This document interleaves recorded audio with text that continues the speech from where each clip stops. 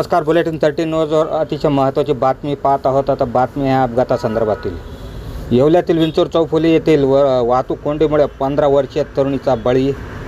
दिनांक 13 एप्रिल शनिवार रोजी येवला शहरातील अतिशय वर्दळीचे ठिकाण झालेले विंचूर चौफुली या ठिकाणी पुन्हा वाढलेल्या अतिक्रमणामुळे होत असलेल्या वाहतुकीची कोंडी कायम झाली आहे.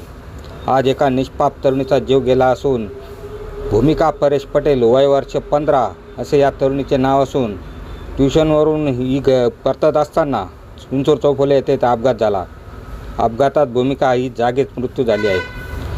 अधिक माहिती अशी की कोपरगावावरून मनमाडच्या दिशेने जात असलेला टँकर क्रमांक MH04 HD 4530 हा विंचूर चौफुली येथे आला असता रस्ता ओलांडत असताना भूमिका पटेल हिचा टँकर खाली सापडून तिचा जागीच मृत्यू झाला आहे.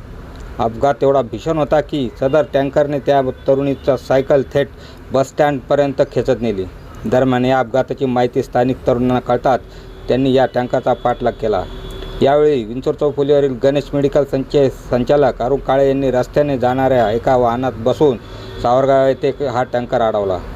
सदर टँकर चालकाला पोलिसांनी ताब्यात घेतले असून अधिक तपास पोलीस येवला शहर करीत आहे. बुलेटिन 13 न्यूजसाठी विलास कांबळे, येवला.